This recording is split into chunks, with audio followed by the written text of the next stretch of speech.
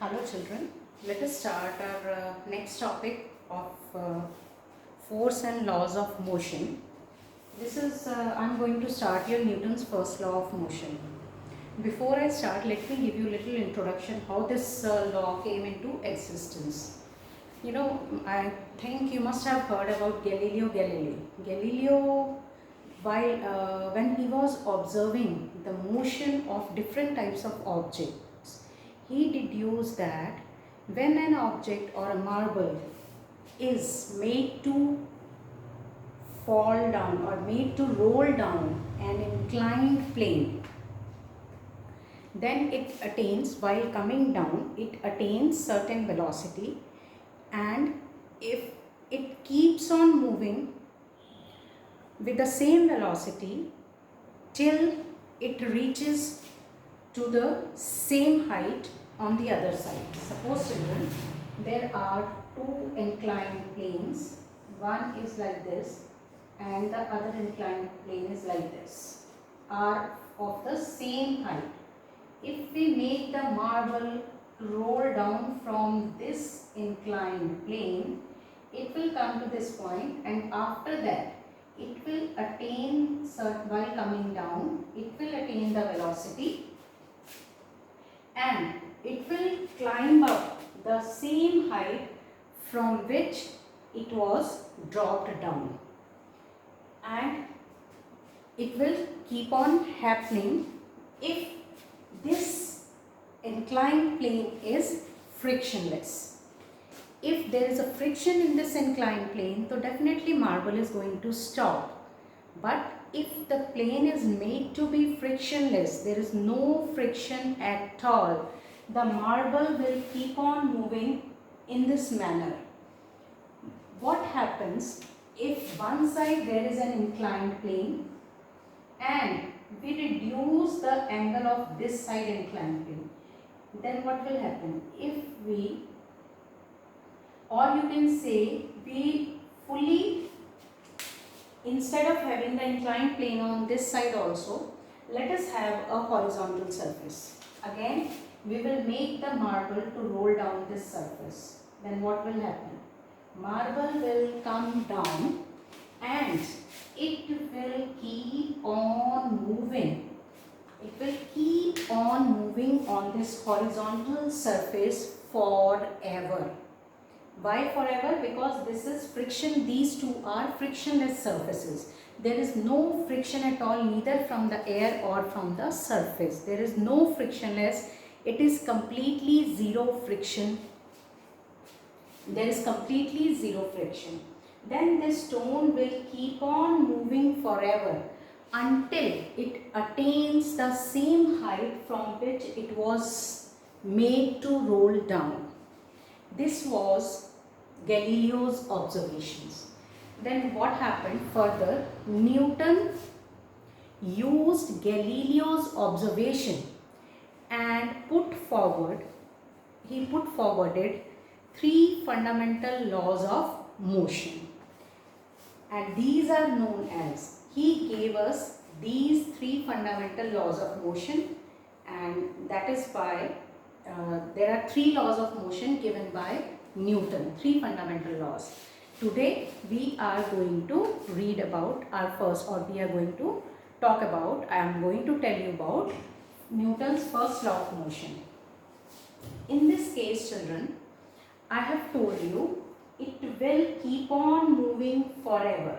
This, when it was made to fall down from a slope, the stone will keep on moving forever if there is no friction force at all. So, Newton's first law states that an object remains in a state of rest or of uniform motion. It means if an object is at rest, it will remain at rest, or if an object is in uniform motion, it will be in the uniform motion only unless compelled to change that state by an applied force. Until we apply, or there is an unbalanced force acting on the object. If there is no force acting on the object, it will retain its state of rest or of uniform motion.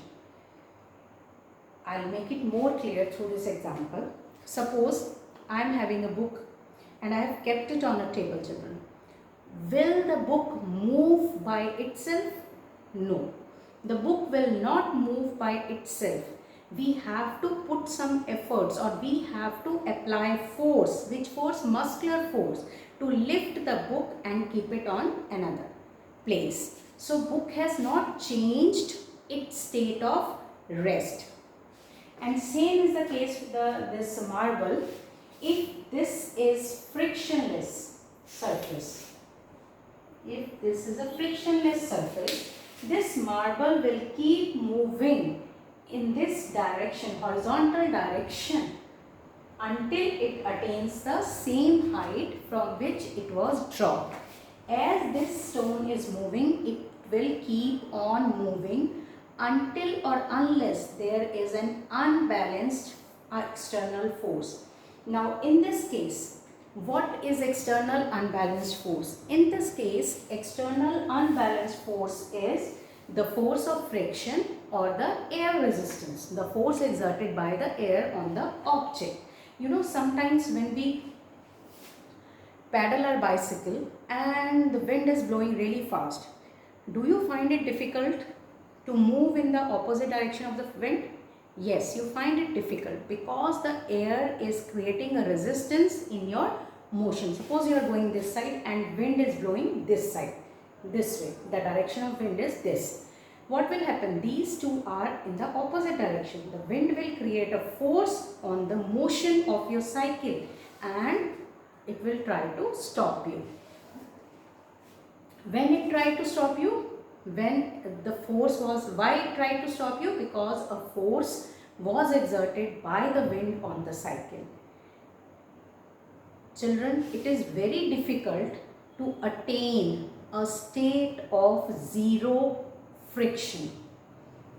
If you are riding a cycle on a, you can say, smooth surface also, or on the ground, your wheel or the tire of your cycle and the floor is in contact, and if two objects are in contact, definitely there is going to be a frictional force.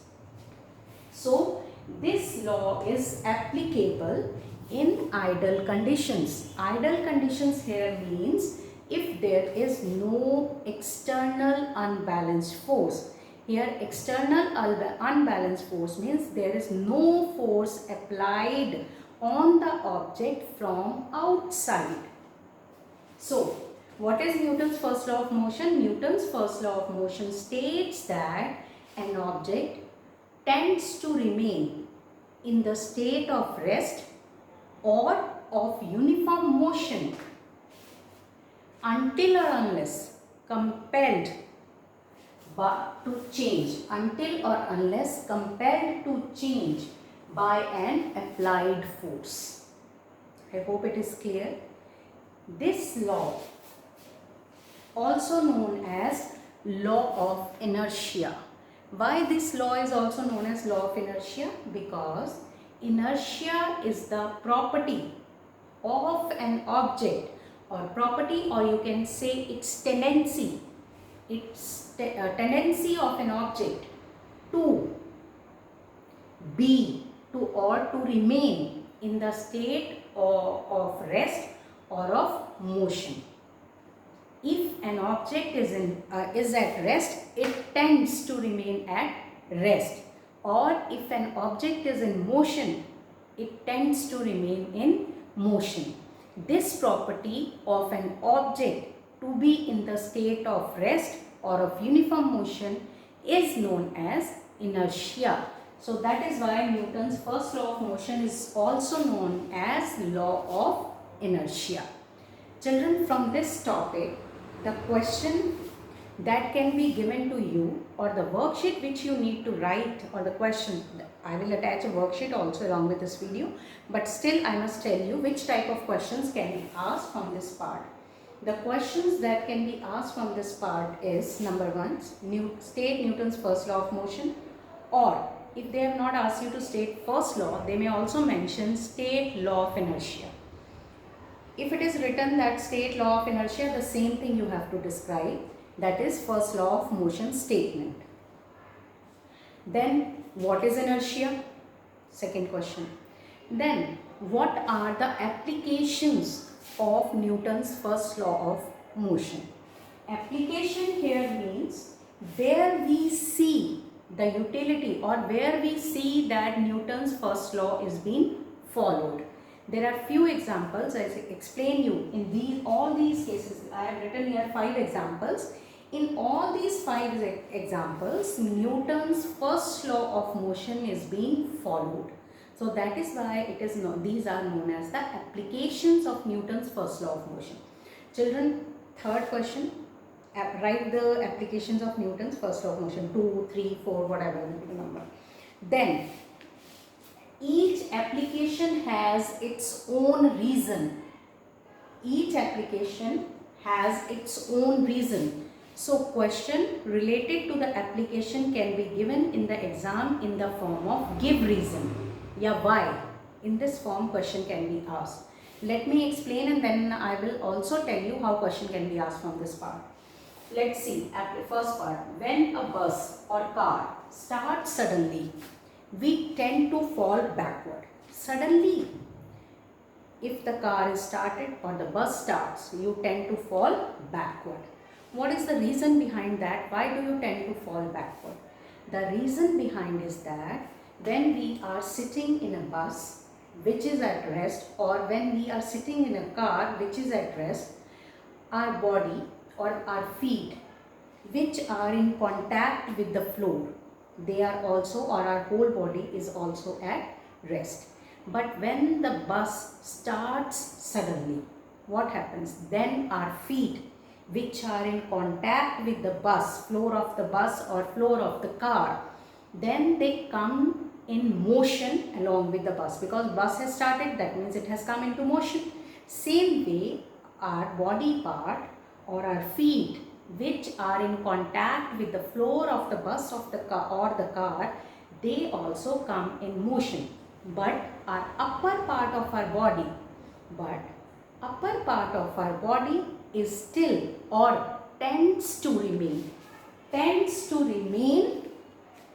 in the state of rest, or tends to remain in the state of rest because of inertia of rest. That is why we tend to fall backward when a bus or a car starts suddenly. So the question from this part can be asked to you, why we tend to fall backward when a car or a bus starts suddenly. Second application, when a bus or a car stops suddenly, we tend to fall forward. We tend to fall backward when suddenly the brakes are applied. If we are in a vehicle, if we are sitting in a bus or a car and brakes are applied suddenly, then what happens? Before that, what was happening? The bus or the car was in motion, so was our body along with the bus. Our feet which were in contact with the bus or the car were also, and rest of the body was also in motion along with the bus. But when bus or the car stops suddenly, our feet which are in contact with the bus or the car, they come to rest, but our upper part of body tends to remain in motion because of inertia of motion. So that is why we fall forward when suddenly brakes are applied. Children, same, the question can be asked in the form of give reason why we tend to fall forward when brakes are applied suddenly. When you are sitting in a car or bus and brakes are applied suddenly. Children, okay, now third application. When a bus or a car suddenly takes a turn, what happens when it suddenly takes a turn? Then we tend to fall on one side. Why we tend to fall on the one side? Because earlier the car or the bus was in a straight line motion, so was our body. But when the bus took the turn, the feet which were in contact with the bus, they also tend to change the direction. But the upper part of our body tends to remain in the same straight line motion, and that is why we tend to fall on one side when the car or a bus takes turn. Fourth application, dust particles fall down when we beat a carpet with a stick. You know, at your homes, your mothers must be, if you have a carpet, to clean that carpet, your mothers or somebody else beat that carpet with a stick. Then what happens? The dust particles fall down. What is the reason behind that? Why do dust particles come out when we beat a carpet or a blanket with a stick? Carpet or a blanket was earlier at rest, so were the dust particles. Dust particles which were hidden in the carpet or in the blanket, they were also at rest. But when we started beating the carpet or the blanket, the dust, then what happened? Blanket came into motion, it started moving, but the dust particles tend to remain in the same state of rest. If they will not move with the blanket forward, backward and forward, then if they were at this position and if they will not move and blanket is moving, then what will happen? They will fall down. That is why when a carpet or a blanket is beaten with a stick, the dust particles fall down because of the inertia of rest. Next application. Some of the leaves may detach when we shake a tree vigorously. When we shake the branches of the tree, then we notice that some of the leaves may fall down. What is the reason? Earlier tree was at rest, was not moving, the branches of the trees were at rest, so were the leaves. But when we started shaking, the branches came into motion, but the leaves tend to remain in the state of rest because of inertia of rest. So when we started shaking, the branches started shaking. If the leaves are not moving with the branch, what will happen? If they were at this position, definitely they will fall down. So that is why some of the leaves may detach from a tree when we shake the branches of a tree vigorously. Children, in all these applications, in the first law of motion, you have to answer the question elaborately, as well as it is necessary to mention three words, that is inertia of rest, inertia of motion, or inertia of direction. Which case we use the inertia of rest? I have told you, if earlier you have to notice the first condition. If at the very first condition you were at rest, that means in the statement of the answer, in the answer of this question, you have to mention these three words, inertia of rest. If from the beginning you were in motion and later on came to rest, then you have to mention the word inertia of motion. When earlier you were, and the third case, when you were moving in first, in the beginning, from the beginning you are moving in a straight line and then suddenly you change the direction. In that case, you have to mention these words, inertia of direction. Along with this, these three words are must regarding the application of Newton, in case of Newton's first law of motion, while you answer the question related to Newton's first law of motion. These three words are important and marks will be given for elaboration as well as for these 3 marks. If you elaborate and do not mention these 3 words, your half mark will be gone. So children, make it a point, when you answer the question based on Newton's first law of motion, then you have to mention, depending on the situation, whether you have to write inertia of rest or of motion or of direction. This is all about Newton's first law of motion. Thank you children for today's class.